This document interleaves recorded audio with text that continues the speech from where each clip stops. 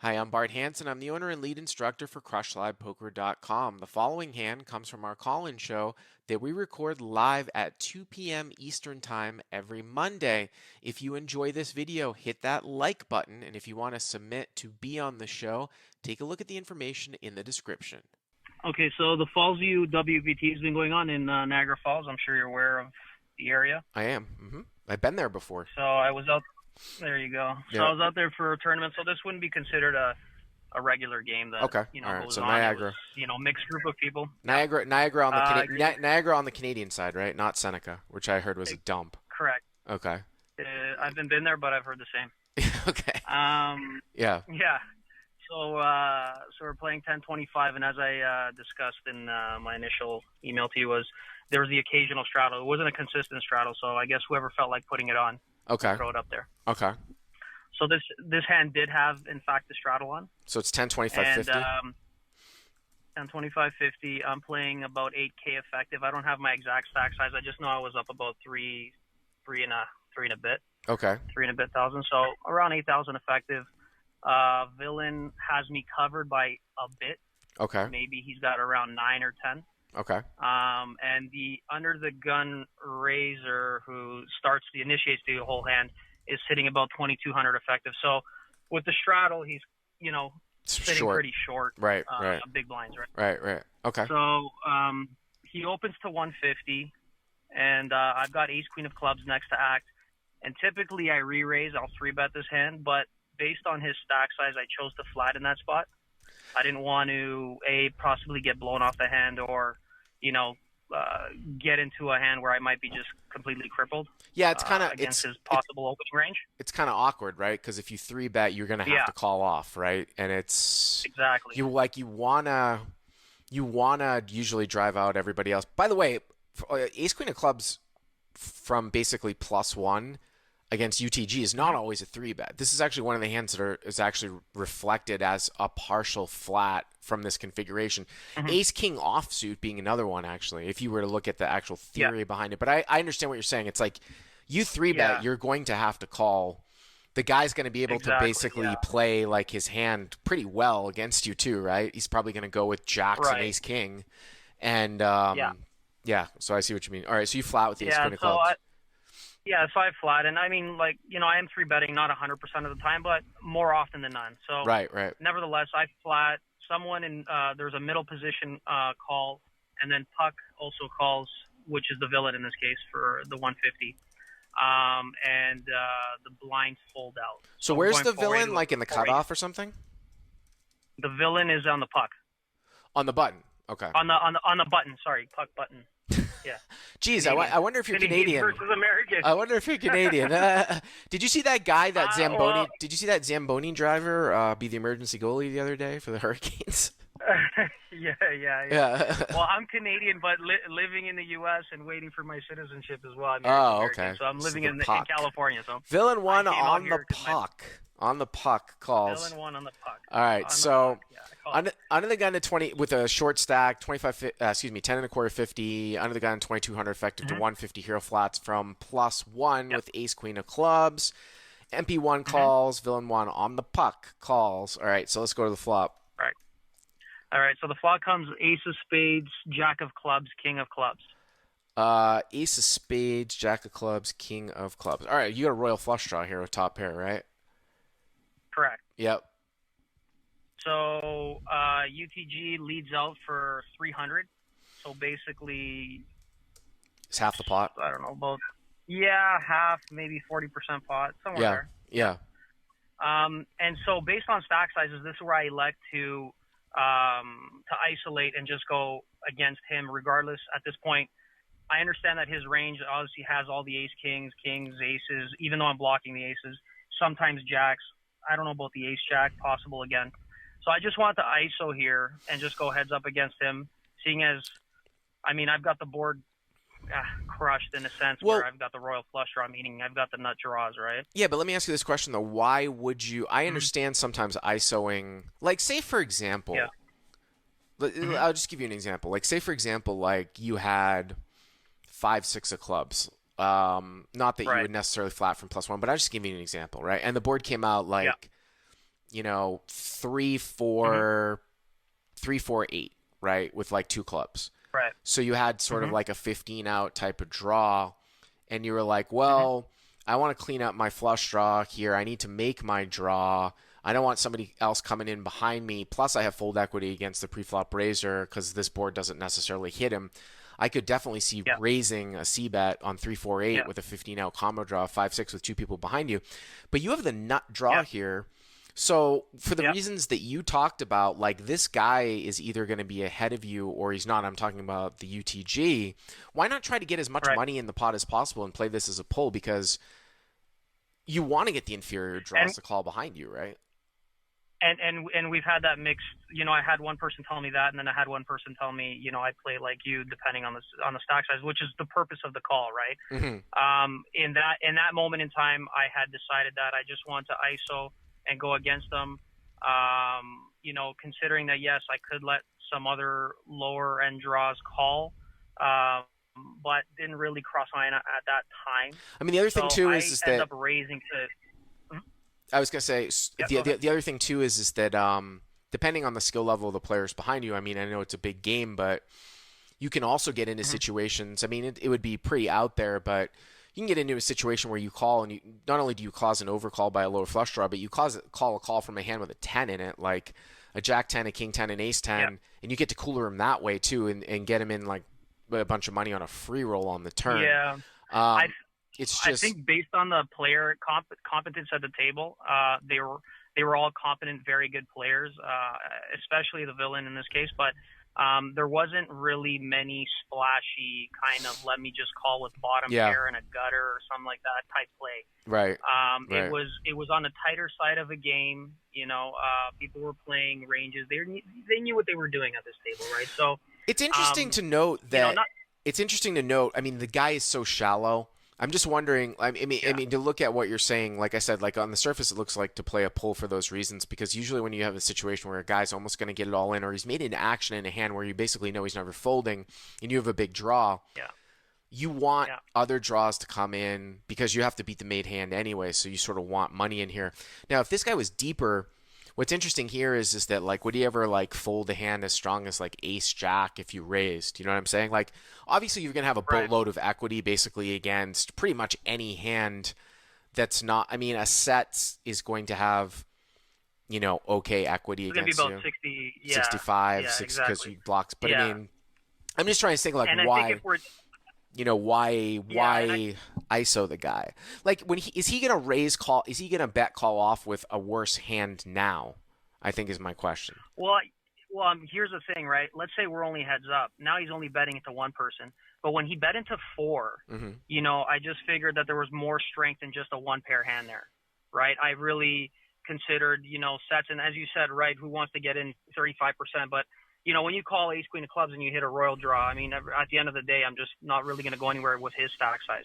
Granted, for both 8,000 deep, the whole hand plays out differently because, like I said, I would have three bet pre, and if I got blown off the hand or if it just got too crazy with ace queen, I may have just even let it go pre. So, But having said all that, even if what was your name again? I'm sorry. Bill, Bill. Yeah. Bill, But even if I mean what you're saying has validity, but even if that's the case, what you're saying is that like oh you think that this guy is strong, like he probably doesn't even have one pair here. He probably has ace king plus. But just because he's short doesn't mean that we're going to play it differently just because you're not going to fold. Like the idea of raising is supposed to instill some fold equity. And even when mm-hmm, he's short, not only would I pull because I want people behind me to fold, but there's something might happen here where it's probably like a one-off. Like it would probably only be like a king where you might not want to put more money in the pot or things will shut down. I mean, I guess it would probably only be a right, king, and if he checked you, you check behind. But so right, right, there's a couple of occasional things that can happen that are good mm-hmm, with somebody coming out behind from a with an inferior draw, yeah, or a card gotcha, coming like a king where he's basically now nutted and he slow plays it and he checks you and you check behind and then river's a brick and he jams and you mm-hmm, fold. Again, mm-hmm, the idea of just getting it in because he's short, we still have to look at, oh, is there fold equity? Why are we just getting it in? You're Right. saying, well, I'm just getting in Right. because I'm never going to fold against a short stack. That's fine, but then Right. we've got these other people here too. Now, if you were heads up and you're like, I'm just going to get in, I'm never folding, and I don't want to ever scare myself out of the pot, Mhm. that's kind of like a PLO play. I can sort of see that. I don't think that would ever happen anyways with your royal flush draw, but that's kind of my line of thinking. Yeah. So you raised to what? Yep. No. Yeah. So I raised to 950, Yeah. Okay. and middle position folds, and then puck all of a sudden comes in, pretty much min clicks it to 2100. Okay. Okay. Yeah. Comes back around to UTG, he folds, and now UTG I folds. have a Okay. decision. Interesting. Obviously, So he UTG, folds. Yeah, he folds. yeah, UTG bets 300. You raise to 950. Button makes it 2100. I mean, this is so strong from the button. This should almost always be like I Queen know. 10, right? Like, isn't he going to three bet off aces, Yeah. kings, and jacks? Exactly. I mean, he's never got ace, he's never got kings, he's never got ace king, and I don't even know. We had this mixed kind of like opinion of jacks even raising in that spot. I had a couple of buddies who've been playing professionally, and both of them would say no good player would raise jacks in that spot. Probably true. It's probably true. Yeah. Yeah, So, yeah. I mean, and I kind of agree with that because they're really either way behind or way kind of not even way ahead. They're just usually way behind. I mean, with the way the play came out. So I guess we're disregarding jacks at that point. But I'll be honest with you, in that moment in time, jacks did cross my mind because I only had two hands in mind that he could have there. Queen 10, even though I'm blocking Queen 10 and I have the only Queen 10 possible in my range that would be free rolling at that spot, and then jacks where which was to me was not as possible as what Queen 10 was in that spot. Well, let me ask you a question. How deep Yeah. was the puck? He was 8,000. He's just got me covered. He's got about 9. He's got about 9. Okay, so you guys are deep, obviously, right? I mean, Yeah. I can't really see. It's kind of interesting in the way that this hand is sort of, what do we do against the guy on the flop? Do we have full equity? And I said I probably would have called, but ace queen of clubs against, say, like Queen 10 of hearts or Queen 10 of spades here, yeah, you're going to have equity. But let me ask you this question though too, and I see this should really be a call here, and partially the other reason why not only do I think it's going to be a call just because we're not going to rip in a royal flush, but if this is Queen 10 so much of the time, is there ever a chance that if you call here in the board pairs that you can basically bluff the hand? Like that's what I would be thinking. Like I'm like, all right, this guy's basically turning his hand up to face the Queen 10. If I call and the turn's like a king and it goes check check and I just rip the river, it's very difficult for Queen 10 to call based upon sort of the action of the hand, right? You'd have to be turning a royal flush draw into a bluff, And it's interesting you say that because that's exactly the same person that told me that jacks would never raise there. He said that's what you could do if the board pairs up. But then we got into kind of disagreement on my range. And he says to me, well, you're never flatting aces in that spot pre? And I said, no. You never flatting kings? I said, no. You ever flatting ace king suited? I'm like, no. So for me, I never have any of those hands. For me, now I'm not saying that's the correct play, but in my range of hands, I'm just not doing it. Right. Would I have jacks there? Yes. Would I raise jacks versus his range pre? I don't know. That's something, again, I think it's a little bit player dependent, a little, getting deeper into it, and I don't want to waste too much of the time on the show. No, but listen, I didn't agree with all of the what things happens after the fact, right? all of the things that you are saying and your friend is saying are totally true. Yes, you are correct that if the guy on the puck is very, very competent, like if he's a professional high stakes player, he's going to realize those things. But I make these deviations all the time. Most players can't, even winning players. Like they have to be at a very, very high level to figure out that you probably don't have a lot of full houses based upon sort of the action here in the hand, and that maybe you have the same hand actually as a Queen 10. Right. I get that. But I would still not rip it so- in, though. I would still not rip it in here when this guy basically almost always has Queen 10. Who knows? Maybe the board pairs and he gives you a free card, right? Like it goes check, check, even if you're not going to bluff at it. Or maybe he makes some sort of sizing mistake on the turn, So, and here's my thought. I didn't just like snap rip. It wasn't anything like that. So I obviously count out, and I'm considering the fact that, okay, I call here, there's about 4,500 in the pot. I've got about stock to pot ratios, maybe 1 to 1, 1.25 to 1 type thing. Yeah. So the question I was asking myself in that moment in time is, am I prepared to let this hand go when it comes a blank on the turn? Because I know what's going to happen is I'm going to check. He's going to now up. He's going to obviously increase the size of his bet to probably more like a 70% pot to protect his hand. And then at that point, it just doesn't make sense to continue. I'm just going to fold. I'm not going to call or rip at that point, right? Mm-hmm. So when I was trying to make my decision at that time, I said, am I really – I know it sounds funny, but am I really good enough to just let this go right now, royal flush draw? Or am I really good enough to let it go on the turn, which I am on the turn. I just wasn't willing to – it's just a math problem, at that moment in time. Like, I don't think but you're getting the price right now, though. I mean, but 300 to 950, right? 300 to 600 is 900, 1850. It's like 4,000, and it's like you're getting almost 4 to 1 immediately right now, right? Right. Yeah. There's no question about calling there. There's just no. It's just that before I even made my play, I was like, okay, if I do call here, scenario 1, turn comes brick, I check, he up bets, I fold. I hate that. In my mind, I'm just saying I hate this, right? Because I've just flopped the world. It's kind of there's a little bit of excitement there. Let's just call it. I mean, and then there's another case. There's another case to be made, and then I got to move along. You can tell me what happened, but there's another case to be made where somehow you don't get paid, right? If a club comes, I don't. Right. Exactly. Just put the words out of my mouth. Right. So it's like a lose-lose to me at this point. So right? what did you end up doing? Like, you know what? I rip, and you know what? He didn't snap call. So He didn't I'm starting snap to think call. he's got jacks, and right. I can get him off. I'm going to get him off jacks, which slightly considered just slightly crossed my mind. Anyways, long story short, he goes, oh, okay, I called. You have queen 10 of clubs, because then he thought I was just free rolling against his queen 10 of hearts. Yeah, he's just not deep enough to. Right, I understand what you're saying. You're like, when he didn't snap, you're like, oh fuck, like he might actually not have what we thought he had, which is there's always that chance, but.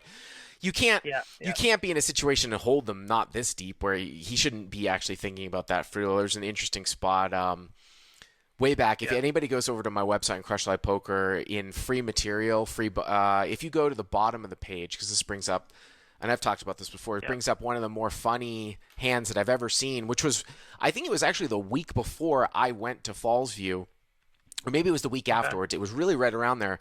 So I went to Fallsview. At the end of 2007, Joe Seabach wasn't let into the country. Then we went to Foxwoods.